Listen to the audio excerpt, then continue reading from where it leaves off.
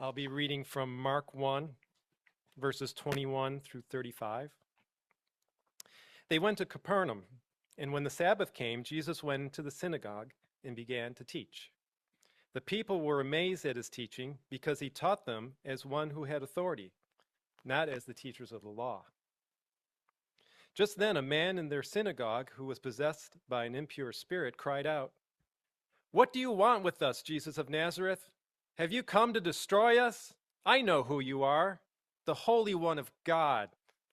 "Be quiet," said Jesus sternly. "Come out of him." The impure spirit shook the man violently and came out of him with a shriek. The people were all so amazed that they asked each other, "What is this? A new teaching? And with authority. He even gives orders to impure spirits, and they obey him." News about him spread quickly over the whole region of Galilee. As soon as they left the synagogue, they went with James and John to the home of Simon and Andrew. Simon's mother-in-law was in bed with a fever, and they immediately told Jesus about her. So he went to her, took her hand, and helped her up. The fever left her, and she began to wait on them. That evening, after sunset, the people brought to Jesus all the sick and demon-possessed. The whole town gathered at the door, and Jesus healed many who had various diseases. He also drove out many demons, but he would not let the demons speak, because they knew who he was. Very early in the morning, while it was still dark, Jesus got up, left the house, and went off to a solitary place, where he prayed. This is the word of the Lord.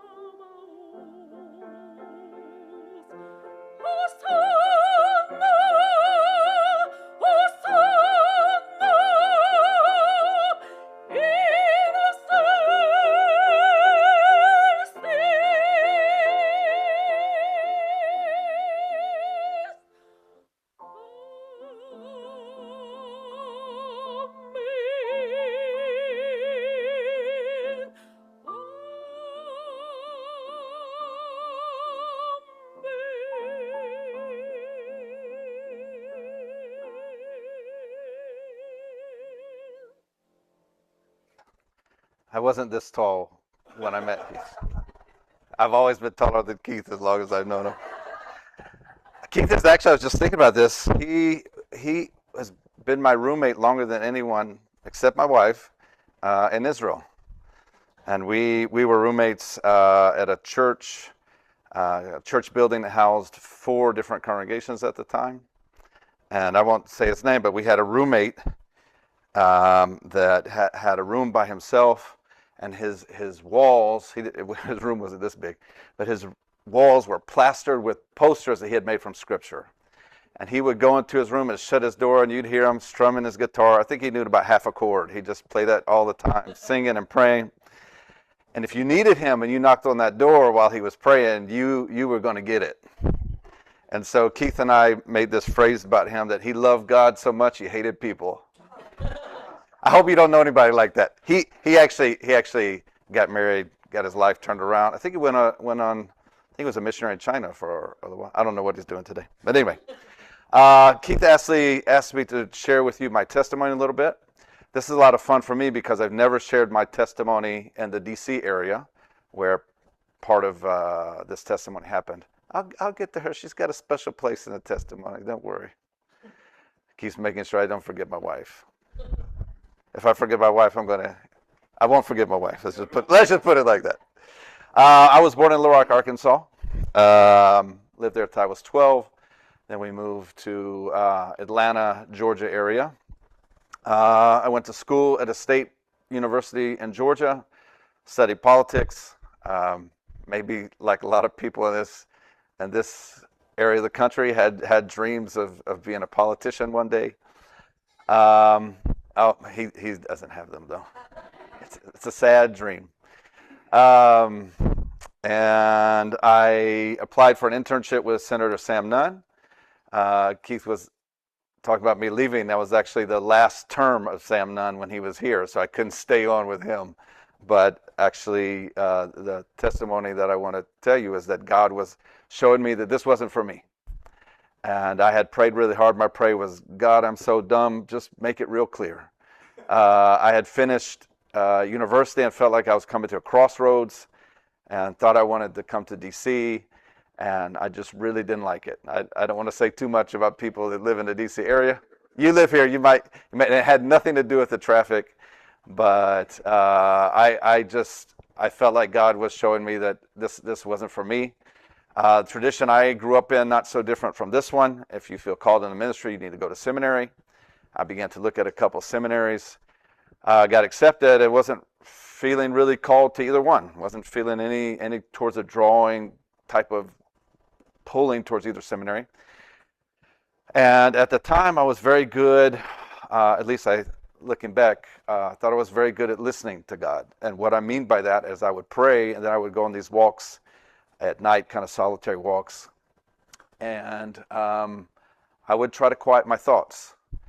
And somehow that was a little bit easier over 30 years ago than it is today when you get married and you have 4 kids and you have other responsibilities. But it's still something we need to try to do. And you guys might remember in Scripture, it says plenty of times, be silent before the Lord. Be silent and wait on the Lord. Meditate on the word of the Lord. So I took a 3.5-hour drive that I had. This was before cell phones. And I had turned the radio off. I sang and I prayed. And about an hour into that trip, I felt overcome by the presence of God. And my feeling was, I'm not worthy to be a child of God. And I think we all, as followers and disciples of Jesus, are children of God, if not adopted children of God or grafted children of God. As I drove down this country highway in southern Georgia, I cried for about a minute, and then this song came to me about Israel. I started singing about Israel. And I had grown up in choirs and different things, but I wasn't a singer-songwriter, so that was a very unique experience for me. And after that, I thought, okay, God, I think you told me what you want me to do, but when and how and what do you want me to do? I still don't know. But I had this idea in my mind that I was going to pursue this prayerfully and patiently. And so anytime anybody said anything about Israel, I was all ears, just listening. Ended up applying to a university there, Hebrew University. That's where Keith and I studied. And I had managed to finish my first degree without any debt. And it was a little, Hebrew University is a private school, at least for overseas students. And I thought, how am I going to come up with this money? And I had all these ideas of maybe I'll get 100 people to donate the $100. And they did have financial aid, but they said don't bother applying for financial aid unless you have over a 3.8 out of a 4-point scale. And I thought, well, I did all right, but I didn't have that good of grades.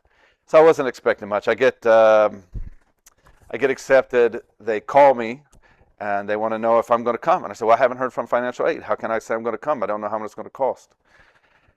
I remember getting the letter in the mail, bringing it inside, putting it down on the floor in my parents' living room, getting on my knees, saying, Lord, your will be done. Open it up, and it says, you are missing 1, 2, 3, 4, 5. Oh, great. Okay. Send the stuff back in. A couple weeks later, get a letter back, almost out of ritual now. I put it down on the floor, pray, Lord, you will be to open it up. It says I got a full scholarship. You were probably also on that same. No, Adam, you're special. Okay, thank you. Yes, you did. You didn't? We'll talk about it later. Anyway, they were giving all American grad students full scholarships. We'll talk about that later. Maybe you're due some money back, Keith. So I said, okay, this is it. It seems like, God, you want me to go now. I took that letter. My sister had just gotten home from high school. She was sitting down at the kitchen table eating breakfast, and I said, you see this? This is a miracle. And my sister looked at me, and she like, get out of my face, crazy brother. That didn't faze me. I felt like that was for me. I was going to go. I had a family that I became very close with in university that one of the members of the family gave me a check, and he said, here, go buy a hamburger with this when you get to Israel. And stuff is expensive there, but he gave me $300. I haven't found a $300 hamburger yet. I'm not looking for one. But I used to survive. My tradition, we would go eat after Sunday church. You go home to eat, have a big meal, or you go out to eat. So I would go to McDonald's and get a extra, what they call it, supersize me value, and I would spend more money on that meal than I did on food the rest of the week. I was eating rice. I was kind of Asian kind of diet. Rice, tomatoes, carrots, and I had pita, but I didn't know about hummus, so I was eating pita with butter, which my friends would laugh at me back then when I told them that. Anyway, I continued studying at Hebrew University. They opened up a master's in Bible, and I had this idea that I wanted to go off to Europe to some monastery and just study the Bible. And I thought, how ridiculous is that idea when I can study in Israel? And so I was the first to apply to that program. I was the last to get accepted. That's a different story. We don't have to go into all that. But I really love my time at Hebrew University. I have good friends like Keith I still keep in touch with to today. I met my wife during that time. Actually, met her earlier on. It was her birthday, first time I had met her, and she came after the service, and all the young people, which about 15 or 20 of us, were walking to somebody's house for her birthday. And as you know, I was 22 at the time. Grabbed a piece of like straw grass, sticking it in the girl's ears, just being a pest. And so our first impressions of each other was she thought I was a pest, and I thought she was a little mean. I like to tell people this. It doesn't work so well when she's here when I say this, but after 26 years, almost 26 years of marriage, sometimes your first impressions are true. She's not mean. She's not mean. I'm kidding. She's a lovely woman, a true Proverbs 31 woman. So we got married in 2000. We have 4 children. Our oldest is 23. Next is 20. Our one son is 17 years old, and then we have a 14-year-old daughter. She's our youngest. I've served in a number of ministries. I worked with youth ministry for a while, then worked at a Bible college, Then ran a inductive Bible study ministry called Precept. If any of you have heard of that, Kay Author, I ran it in Israel for a while. And then I had this idea of doing a tour guide course in Israel. And I thought, I'll do this course and maybe I'll guide once a month. Some of that, but I'll continue to run the ministry.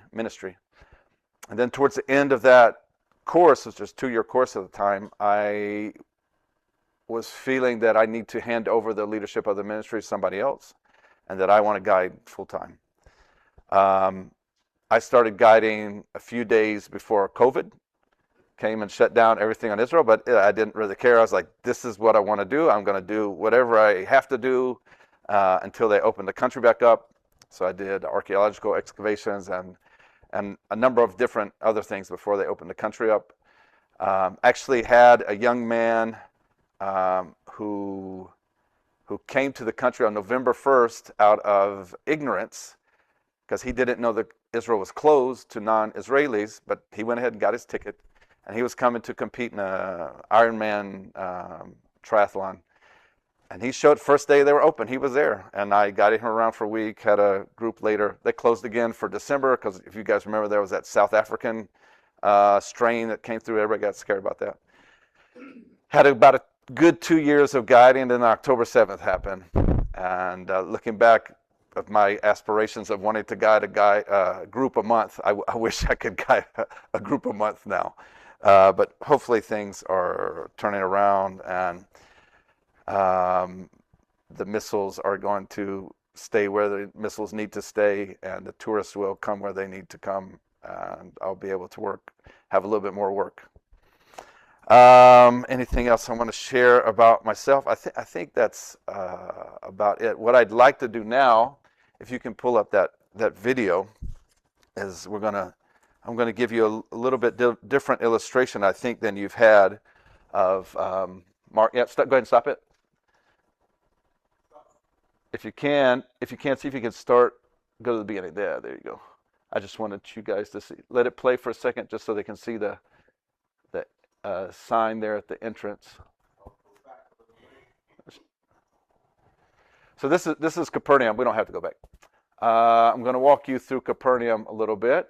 So we would have to the right there, telling you how you should dress, and then you get your tickets right there. So we're going to visit the ancient village of Capernaum.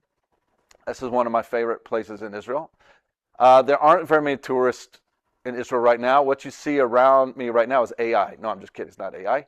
There is a Korean denomination that had their yearly meeting in Jerusalem, and so they needed a few guides. They had about 3,000 people, but not all those 3,000 people.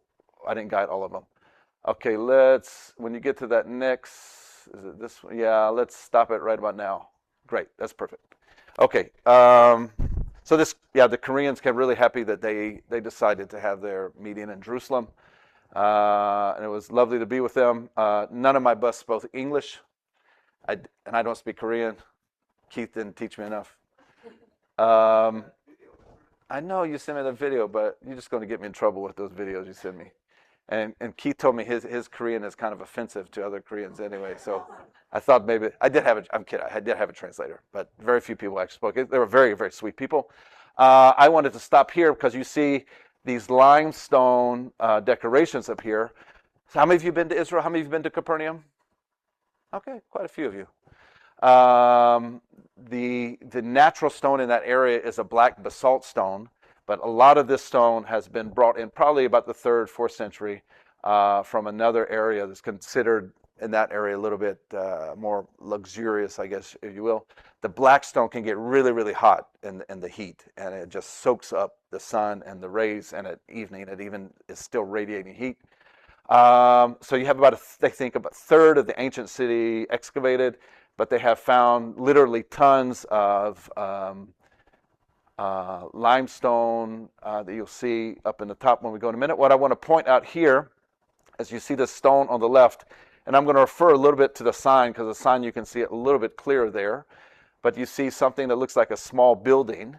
So they think that to be a, what would I call it, a drawing resembling the temple. And then underneath it, there are different scholars don't know what to do about those wheels. Some think, oh, maybe it's the tabernacle because it's kind of like the temple on wheels. Or some have suggested maybe it's something having to do with Ezekiel's vision of a wheel within a wheel within a wheel. But I think I have a different theory, and that is ancient, well, even today, but practice during certain times of Jewish history stronger than others, is that they are not allowed to make an image of a person or of an animal or of any living thing, because that would be considered an idol. So one thing they will use a lot are circles, just geometrical shapes, but many times circles like this, and you'll see them also at another place called Magdala, that some of you might, sounds familiar with Mary Magdalena. That's where she was from, Magdala. They have the very kind of similar circles there. So there's an image of the temple there. On the next one, if you can let it go for like half a second, just like play and pause, just so we can get to this next frame. Stop, there you go. Okay, in the middle of that column up top, you can see, maybe you can't see, but there's a menorah there, a candelabra. That one happens to be a 5-candle candelabra, because many times after the destruction of the temple, Jews will not use a 7-candle candelabra because that is complete. So that by using a 5-candle candelabra, they're saying we are not complete because the temple is destroyed. That's the idea there. You can let it play for a little bit longer. And this is the ancient symbol of Judaism, the Star of David, which today and for the past 200 years. Okay, stop there for a second. For the past 200 years has been the symbol of Judaism, the Star of David. But before that, and in ancient times, it was the menorah. Okay, let's play. This building that we're going to now, this is the synagogue. This is a synagogue from the 4th or 5th centuries. And they believe it to be built on top of the synagogue from the time of Jesus. Now, you see all these stones on the right. We'll get to them in a minute. But that would have been the city of Capernaum. We can stop about here. Thank you. So this synagogue in the 4th or 5th century had 2 stories. It was very large. You can see all the columns that you hear, some are different sizes, but in the 4th or 5th century, they were all full size. There was a 2nd floor, and there was also another building over to the right. And you can see some of the original stone from that time. But Jesus' synagogue, they believe, is underneath that. And so I want to start reading from the verses that were read to us earlier, from Mark 1:21. Mark, he has a couple of characteristics that we're going to see just in these few verses. And in some translations, they come out more than others. But Mark loves the word immediately. He uses it all the time, so much so that most of our English translations translate immediately about a very small percentage of the time. Almost every place you see or there's some kind of moving from one section to the next, he uses immediately. For that reason, I like to call Mark the action-packed gospel. There's another I'll talk about when we get here. Okay, so they went, verse 21. They went into Capernaum, and when the Sabbath came, when does the Sabbath come? I know you know. Thank you. You were wrong. I can't make fun of the reverend in front of his own church. That's not good.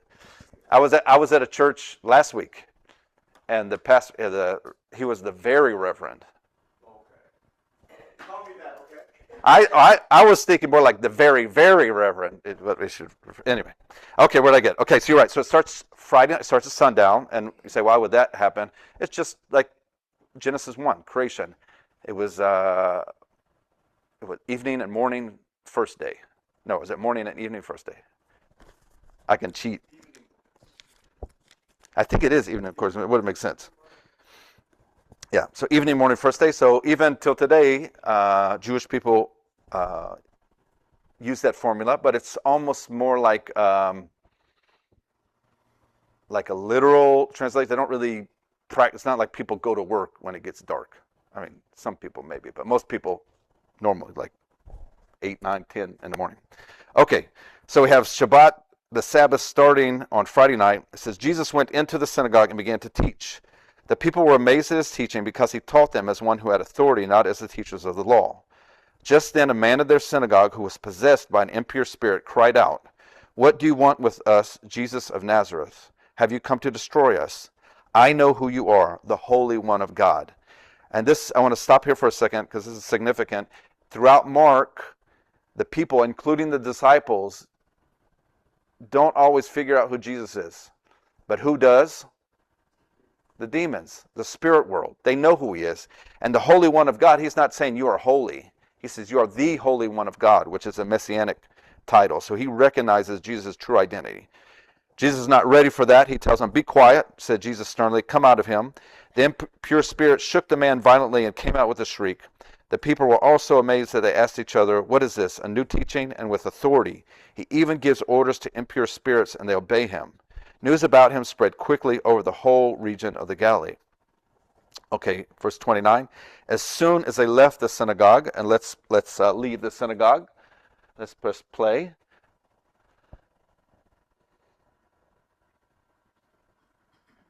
And when we leave the synagogue, I want you to look out over, maybe I'll ask you to pause it when we get a good view. We're leaving the synagogue. No, you can go ahead. We're leaving the synagogue and facing south, as a lot of synagogues, or most synagogues, supposed to face Jerusalem. Here, look, when I get over the rail, pause it there. That city, if you can let it go for a second, but I think you could. It's really hard to tell there where one house starts and where another house begins, and even harder to find. Yeah, that's good. You can just press play there. It's even harder to find like the pathway or the streets through the city. I can tell what some are some inner walls there, and you can see some doorways there. Let it go a little bit further if you can.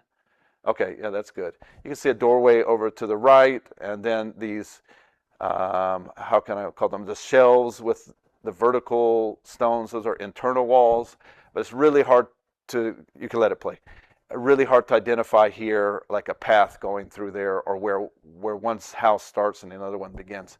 So we're just going to walk over here, and we're going to walk to where the tradition of this place believes to be Peter's house.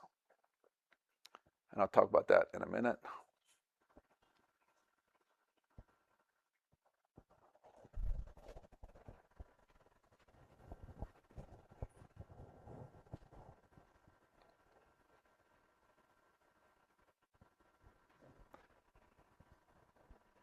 So you already see there's a modern structure above, and I'm going to tell you about these different structures in a minute. Just as soon as the camera gets over the fence, you can pause it. Right about now. That's good. That's fine. So you see that top structure that's black? That is a modern church built in the 90s. I used to call it the UFO church, kind of in a sarcastic way, but it's actually become one of my favorite churches because it is built like that. Not because I'm into UFOs and aliens, but you can see. You can kind of see in the right, there's like a cylindrical, you can see a column there of the church. So this church kind of hovers over the ancient remains here. And if you've been to Jerusalem, you'll know that there's holy places there that have 2,000 years of churches built on top of them, and you can't see anything underneath it, which this is great. Magdala, which is another town, which I should do a video of that also. That's even cooler because they only found that about 20 years ago. So it doesn't have anything built on top of it. But what we're looking at here is a church from the 90s. There is a rectangular church. It's very hard to see here, but that's from the 4th, 5th century. And then there's an octagonal church, and this is kind of what you see here. There are 3 octagons there, and that was from the 3rd and 4th century. And at that time, we call them Byzantine Christians in the land. They built these octagonal churches to mark a spot. So they are marking in the 3rd, 4th century, so you're talking about 200s, 300s, that something in the middle is important. The important part in the middle is, they call it the Dominus Ecclesiae, the house church. And there's hardly anything left of it today. But what archaeologists found of it, that it was a room that had special plaster around it, and there were no utensils daily utensils found from the 1st century in it. So what that tells us is that the 1st century, call them residents of Capernaum, sanctified this spot. They made this spot holy. They plastered it in a certain way, and then they no longer ate in there. They just came there to worship or perhaps study or whatever they did, but they made this place holy. As I mentioned, the local tradition there is that this is Peter's house. We'll read about that in a minute. I haven't seen any absolute evidence for that. But if it's not Peter's house, perhaps it's the house that Jesus stayed in when he was in Capernaum. He had to sleep somewhere. Maybe it was the house that the 4 guys took apart the roof and lowered their friend in. And I could go on and on about different stories that happened in Capernaum. And maybe all that's in the same place, which is very possible. If you do remember what Peter's appearing a lot today.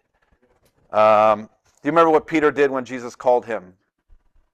What was he doing? Fishing. But what does he do after? He leaves the boat with the hired servants. So they've got a family business going on. So maybe they had 2 houses. Maybe he had a house here. John tells us that Peter was from Bethsaida. Peter, Andrew, and Philip were from Bethsaida. So maybe he had a house in Bethsaida and also in Capernaum. Doesn't really matter. But let's continue. As soon as they left, this is 29, as soon as they left the synagogue, they went with James and John to the home of Simon and Andrew. Simon's mother-in-law was in bed with a fever, and they immediately told Jesus about her. So he went to her, took her hand, and helped her up. The fever left her, and she began to wait on them. That evening after sunset, why is that important? Sabbath is what? Over. Very good, because it's Saturday night, the sun has gone down. Where was I? 32. That evening after sunset, the people brought to Jesus all the sick and demon-possessed. So the town is hearing that Jesus has healed his mother-in-law. They've waited until the Sabbath is over to do the work of carrying someone to Jesus. And it says the whole town gathered at their door. So I want you to picture this, that we're not in suburbia. They don't have big lawns and grass where the whole town comes to the door. Remember that little section of Capernaum that you saw where we couldn't figure out where a road was and where a house started and where a house began? So it's probably a path that's just winding through Capernaum. And I imagine Peter's neighbors, if they wanted to go anywhere that night, they'd probably open their door and it was just packed with people. Like, well, unless we're going to go see Jesus, we're not going anywhere tonight. The whole town gathered at the door, and Jesus healed many who had various diseases. He also drove out many demons, but he would not let the demons speak because they knew who he was. Okay, and then the next verse, I want to end with this verse. Very early in the morning, while it was still dark, Jesus got up, left the house, and went to a solitary place where he prayed. And this is actually, is the next part? No, that's at a different section, but actually the section before what Keith was reading today to the kids is why was Jesus not with the disciples? Because he was alone praying. So Jesus does this many times, and this specific time he only starts ministering when it's dark, and then the whole town is coming to the door. So he's probably up very late at night ministering. Before I say this, I want to say I'm a strong believer in sleep, especially people in the ministry. They have to get their sleep. If you don't let Keith get his sleep, he's going to burn out. Yeah, or maybe not Keith. He's like the Energizer Bunny. But this happens a lot. If people don't get enough sleep in any job, they will burn out. So you need your sleep. But I want us to look at what Jesus does. What does he do? Gets up very early in the morning while it was still dark. So he was ministering late into the night, but he's still going to get up very early. Why? Because he's basically emptied himself. And with all the healings and the casting out of demons, but he has to be alone with the Father to be re-energized, if you will. And I just like to say to us, if Jesus had to do it, how much more do we have to spend time with the Father alone in a solitary place? Maybe while it's still dark. Not all of us have to wait until it's dark to have a solitary place, but yeah, that's the That's what I'd like to leave with you today.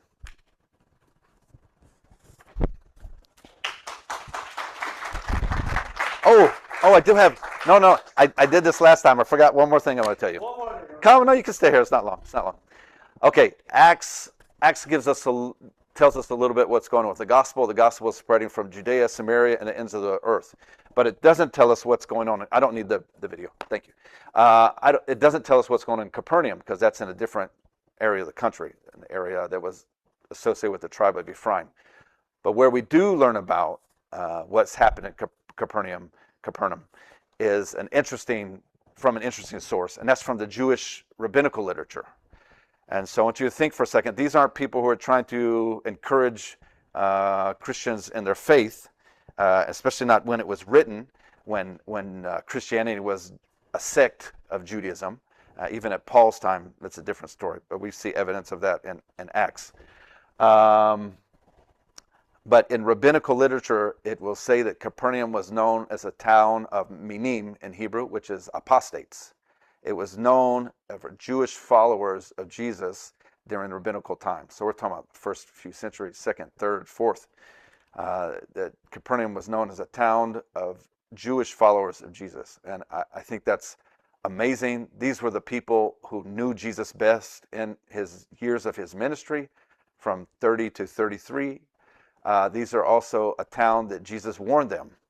And he said, and I'm going to paraphrase, woe to Capernaum. He also said similar things to Chorazin and Bethsaida. And he says, if the miracles that had been done in you were done in Sodom and Gomorrah or Tyre and Sodom, they would have repented long ago. So this Capernaum is at least an example of those who heeded Jesus' warning, repented, and even became known in the Jewish world as followers of Jesus. And I think I'm very encouraged by that. So thank you.